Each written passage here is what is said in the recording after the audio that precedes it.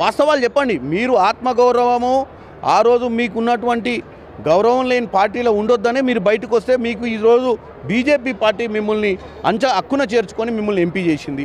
తెలంగాణ ప్రజలు ఈరోజు అన్నిటికంటే పెద్ద పార్లమెంట్ అయినటువంటి మల్కాజ్గిరి ప్రజలను మిమ్మల్ని ఓటేసి గెలిపించారు. మీరు ఇప్పటికైనా నిజం చెప్పాల్సిన అవసరం ఉంది కదా. మీ ఎవరికి సంబంధం లేకుండానే కేసీఆర్ గారు ఆయన సొంత తెలివితేటలు, సొంత ఇంజనీర్ లెక్క ఆయన గీతలు గీచి చేసినటువంటి ప్రాజెక్ట్ ఇదని చెప్పడానికి తప్పే ఉంది. ఈరోజు ఈ తెలంగాణ ఆర్థిక భారం పడడానికి కారణమే ఆ రోజు కేసీఆర్ పాలన.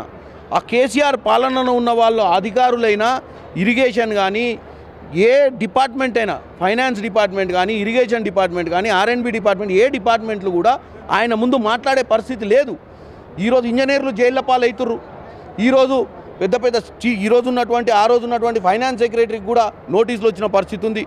మరి ఈటెల రాజేందర్ గారు మీరు ఈరోజు తెలంగాణ ప్రజలకు మళ్ళీ మీరు తెలంగాణ ప్రజలను తప్పుతో పట్టించినట్టుగా ఉంది. మీరు చెప్పాల్సింది చెప్పలేదని మేము